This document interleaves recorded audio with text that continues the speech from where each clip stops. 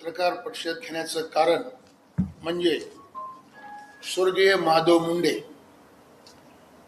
यांच्या मृत्यूला आज 2 वर्षे 4 महिने 14 दिवस म्हणजेच 865 दिवस झाले असून आतापर्यंत ही आरोपी अटक झालेले नाहीत। त्यात कुठला निष्कर्ष लागला का नाही लागला ह्याच्या माहिती आमच्या समोर आलेल्या नाहीत। यापूर्वी सुद्धा आम्ही 25/7/2025 ला सासर आणि माहेरच्या लोकांतर्फे पळी बंद केलती, रस्ता रोको केलता। त्यानंतर महाराष्ट्राचे मुख्यमंत्री आदरणीय देवेंद्र फडणवीस साहेब यांनी एसआयटी स्थापना करून वैधानिक तपास पद्धतीनं अवलंबन करत संशयिताची नार्को टेस्ट, ब्रेन मॅकिंग, इतर तांत्रिक चाचण्या केल्या किंवा करण्याचा निर्णय घेतला आणि त्यामुळे आम्ही मुख्यमंत्री फडणवीस साहेबांचं स्वागत करतो आणि पंकज कुमार सारखे अधिकारी नेमले। त्यामुळे आम्हाला कुठेतरी वाटलं की आधार मिळाला आणि आता काहीतरी होईल। पण आज रोजीपर्यंत पुरवणी जबाब झाले, पुरवणी जबाबामध्ये नावं घेतले, फिर्यादीचे मयताचे बंधू असतील, फिर्यादी स्वर्गीय महादेव मुंडेंच्या पत्नी असतील, आमच्या भगिनी, त्यांचे मेवणे असतील, सगळ्यांचे पुरवणी जबाब झाले। आणि जबाब झाल्यानंतर सगळ्या चाचण्यासाठी ज्यांना वाटलं एसआयटीच्या पथकाला की ह्यांच्या चाचण्या करायला पाहिजे, ब्रेन मॅपिंग असेल, काय जे असतील त्या झाल्या आणि त्या चाचण्या झाल्यानंतर सुद्धा आणखीन कुणालाही अटक झाली नाही किंवा त्या चाचण्याचा तपास ओपन केला नाही। त्या कारणावरून आज 865 दिवस झाल्यानंतरही आरोपींना अटक केली नाही किंवा आरोपी केले नाहीत। या प्रकरणामध्ये सुरुवातीपासूनच राजकीय दबाव या प्रकरणावर ह्याचा तपास लागू नये म्हणून स्थानिक आमदार तत्कालीन पालकमंत्री धनंजय मुंडे साहेबांचा होता। हे सर्व महाराष्ट्राला माहिती आहे की धनंजय मुंडे साहेबांच्या बंगल्यावरूनच हे सगळं प्रकरण थांबलं होतं आणि हे प्रकरण थांबल्यामुळं आरोपींना अटक झाली नाही, कुणाला काही होईल नाही, यांच्या दबावामुळं हे आरोपी ताब्यात घेतले नाहीत। त्यामुळे अनेक महाराष्ट्रामध्ये या जिल्ह्यामध्ये गुन्हे झाले। संतोष देशमुखांचा मर्डर झाला, त्यानंतर आणखीन बापू आंधळेंचा मर्डर झाला, असे आणखीन प्रकरण झाले। का झाले तर हे प्रकरण स्थानिक आमदार धनंजय मुंडे साहेबांनी दबावाखाली दाबून ठेवलं आणि आरोपी ओपन होऊ दिले नाहीत। आणि का आरोपी होऊ दिले नाहीत ओपन तर ते त्यांचा इन्व्हॉल्व त्यामध्ये होता का असा संशय महाराष्ट्राला आणि आम्हाला होता। तर आज ब्रेन मॅकिंगच्या चाचण्या झाल्यात 5 लोकांच्या 10 लोकांच्या, जी आरोपी आहेत त्या आरोपामध्ये किंवा त्यांच्या चाचण्यामध्ये असं निदर्शनात आलेली माहिती आमच्याकडे मिळाली की या मागं स्थानिक आमदार धनंजय मुंडे साहेबांचा हात आहे किंवा त्यांच्याच म्हणण्यावर महादेव मुंडे यांचा मर्डर झाला। ते काही प्लॉटचे कारण असतील, ते प्लॉट पुन्हा घेतले का घेतले, ते कार्यकर्ता कुणाचे आहेत, ते माणसं कुणाचे आहेत, हे सगळं आज ज्या 5-10 लोकांच्या 6 लोकांच्या जे ब्रेन मॅपिंग ज्या शेवटच्या चाचण्या झाल्या त्या चाचण्यामध्ये त्या आरोपींनी स्थानिक आमदार धनंजय मुंडे साहेबांचं नाव घेतलंय की आम्ही हे मर्डर स्थानिक आमदार धनंजय मुंडे यांच्या सांगण्यावरूनच केलाय असं त्या चाचण्यामध्ये आलेलं आहे। तरी पण त्या आरोपींना बी अटक केलं नाही आणि हे जे घडून आणलं स्थानिक आमदारानं त्यांना पण त्यांची पण काही चौकशी झाली नाही।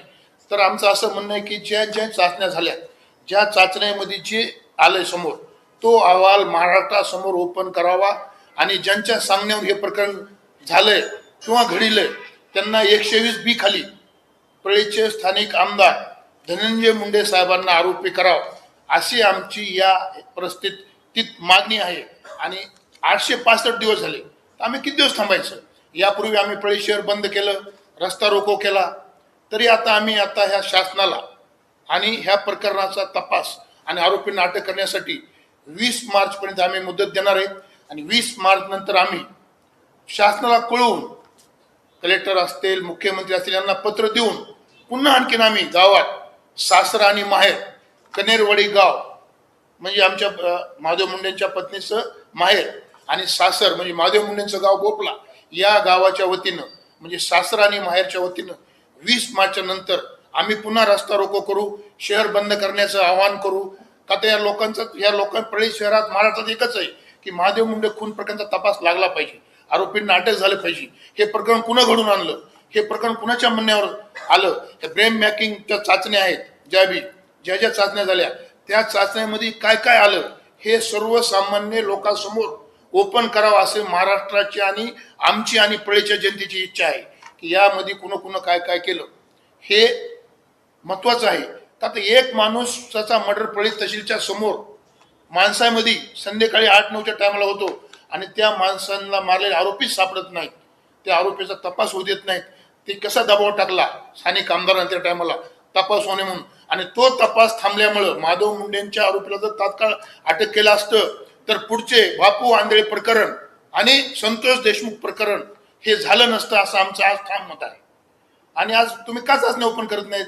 जेवढ्या लोकांना तुम्ही 300 लोक तपासले म्हणतायत, SIT प्रमुखांना माझी विनंती आहे, SIT तपास अधिकाऱ्यांना तुमच्या समोर जे जे आले आहे त्या लोकांना तुम्ही तात्काळ अटक करा आणि हे कुणा घडवलं, हे कुणा करायला लावलं त्यांच्या जबाबामध्ये आलेलं आहे.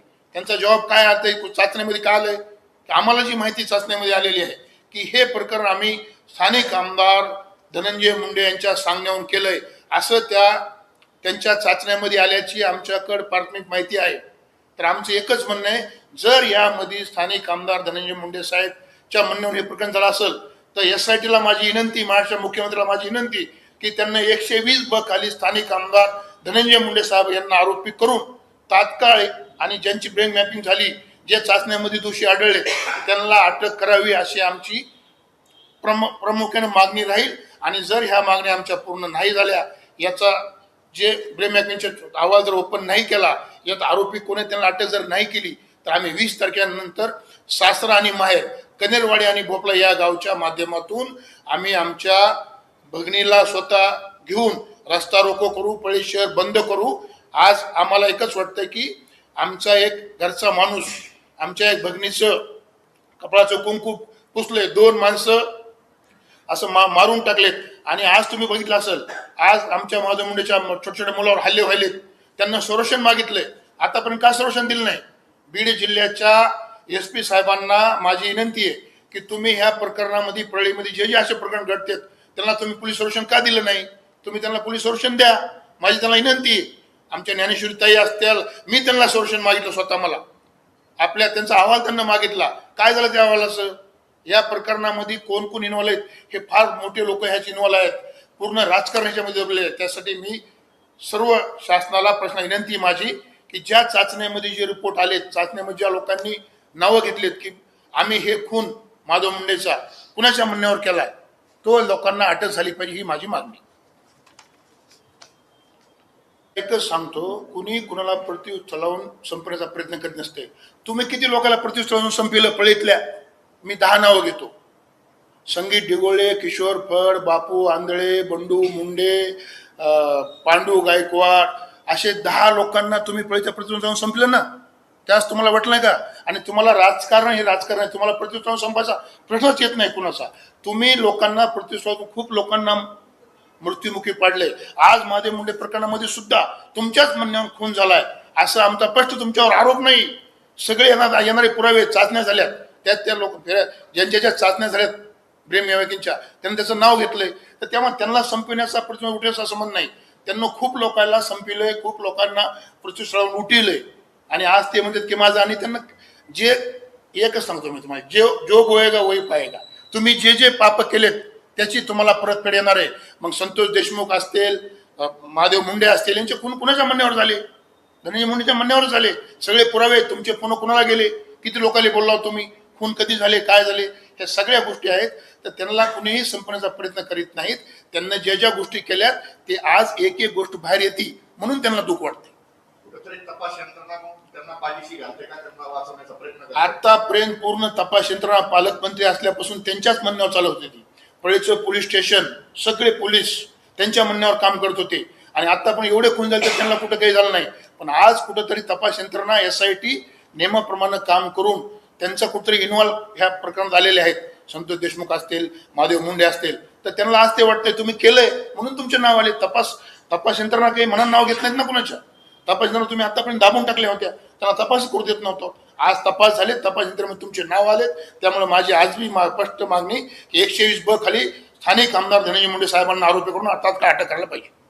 या संतोषभाई देशमुख प्रकरणामध्ये कोठडीमध्ये असणारे वाल्मिक कराड यांनी महादेव मुंडे खून प्रकरणामध्ये आपल्यालाच आरोपी करावं अशा प्रकारचा त्यावेळेस तुम्ही एक स्फोटक दावा केला होता. मला आरोपी करावा असं धनंजय मुंडे यांनी पोलीस प्रश्नावर इथल्या पीआयवर सगळ्यावर दबाव आणला की महादेव मुंडे प्रकरणामध्ये राजभाऊ फड व इतर 5 लोकांना आरोपी करावं. त्याचं कारण काय होतं, विधानसभा समोर होती आणि मी आदरणीय शरदचंद्र पवार साहेबांच्या पक्षातून उमेदवारी मागत होतो. माझी उमेदवारी निश्चित झाली. त्यांना कुठेतरी मला उभा टाकू द्यायचं नव्हतं, म्हणून मला या प्रकरणात आरोपी करावा असं धनंजय मुंडे यांचं मत होतं. आणि मी तुम्हाला सांगतो, संतोष देशमुख प्रकरणात सुद्धा जर ब्रॅम मार्किंग चाचण्या केल्या आरोपींच्या, तर तो सुद्धा मर्डर धनंजय मुंडेच घडून आणलाय, असंच पुढे येणार आहे.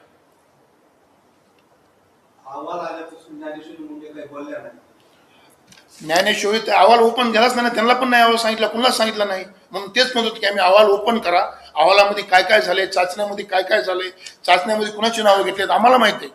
स्थानिक आमदार धनंजय मुंडे साहेबांचंच नाव चाचण्यामध्ये आले की त्यांच्या सांगण्यावरच स्वर्गीय महादेव मुंडे यांना मारण्यात आले.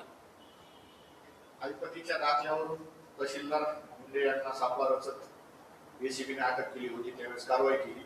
आता ती एवढी मोठी कारवाई झाली असताना देखील परळी तहसीलमध्ये सध्या रंगणार सुरूच आहे. फेरसाठी म्हणा किंवा रजिस्ट्रीसाठी 1000-15,000 रुपये उकाळले जात आहेत.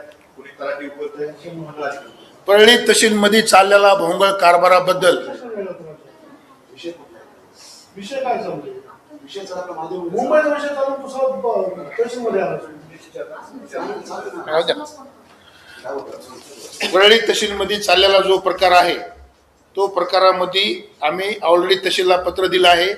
स्थानिक मंत्री बावनकुळे साहेबांना पत्र दिलंय की इथं ऑनलाईन जरी रजिस्टर झाल्या तरी तो फेर लावण्यासाठी तलाठी 15,000 रुपये मागतो, मंडळाधिकारी 10,000 रुपये मागतो आणि निलंबित तहसीलदार मुंडे साहेब हे 25,000 रुपये घेत होते. या परळीच्या तहसीलमध्ये अनेक गाळातून मुरुम 100 कोटी रुपयाची सरकारची रॉयल्टी न भरता निलंबित तहसीलदार साहेबांनीच ते त्याच्यामध्ये पैसे स्वतःचं पोट भरून घेतलं आणि शासनाला रॉयल्टी भरली नाही. तर मी ते पण विनंती करतो की महसूल मंत्री बावनकुळे साहेबांना मी त्यांना ऑलरेडी पत्र दिलंय माझं की तुम्ही इथलं ड्रोननं ते माप घ्या, कुठं कुठं कोणत्या कोणत्या मुरुम निघालाय आणि ती मुरुमाची रॉयल्टी शासनाला का भरण्यात आली नाही. हे 100 कोटी रुपयाचा घोटाळा तात्कालीन निलंबित तहसीलदार लाचखोर मुंडे साहेबांनी केलेला आहे. आणि आज बी तहसीलमध्ये कुठलंही नाव लागण्यासाठी पैसे द्यावे लागतात. मग ते मंडळाधिकारी असतील, तलाठी असतील, तहसीलचे कर्मचारी असतील, पैसा घेतल्याशिवाय कुठलंही काम होत नाही. आता कसं असलं, स्थानिक आमदारच पैसे खाणारा माणूस त्यामुळे सगळी यंत्रणा इथली भ्रष्टाचार झालेली आहे. यामध्ये आपण आता केलेलं आहे की या सगळ्या परिस्थितीमध्ये धनंजय मुंडे यांचं नाव समोर येत आहे. मात्र अद्यापही आपण म्हणताय की आता ब्रेन मॅपिंगचा रिपोर्ट आलेला नाही किंवा तो रिपोर्ट ज्ञानेश्वर मुंडेकडे देखील दिला गेलेला नाही. आपल्याकडे कशी माहिती आली? नाही, रिपोर्ट आलेला आहे, ओपन केलेला नाही. आपल्याकडे हा रिपोर्ट आलेला आहे ना, ब्रेन मॅपिंग चालचा रिपोर्ट SIT कडे आहे.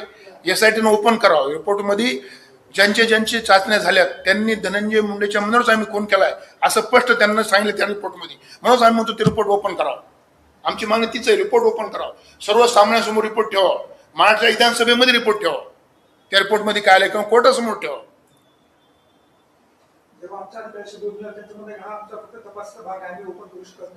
नाही, तपासाचा भागाचा किती दिवस तपास करणार तुम्ही? 864 दिवस. 864 दिवस झालेत आज माझ्या मुंडेंना मरून. मग 864 दिवसात तुम्ही तपास लागत नाही, तुम्ही आरोपीला अटक करत नाहीत, कुठलाही तपास आम्ही ओपन करू म्हणू शकत नाहीत. मग त्या काय उपयोग आहे SITचा? मग SIT बंद करून टाका आणि सांगा आम्ही राजकीय आमच्यावर दबाव आहे, स्थानिक आमदार आम्हाला तपास करू देत नाहीत आणि तपास बंद करून टाका. SIT बंद करून टाका, नील करून टाका. SIT संपली म्हणून सांगा. 865 दिवसात जर तपास लागत नाही तर कोणती SIT काय करते? SIT म्हणजे राजकारणापुढे कुठेही SIT राजकीय दबावापुढे आणि स्थानिक आमदाराचं एवढं प्रेशर आहे. SIT सुद्धा रिपोर्ट ओपन करू देत नाहीत, SIT तपास करू देत नाही. हे कुठेतरी थांबलं पाहिजे. या प्रकरणात न्याय मिळावा अशी परळीकरांसहित बीड जिल्ह्याची इच्छा आहे. या तपास हे जे SIT मध्ये झालंय तो जनतेसमोर ठेवा.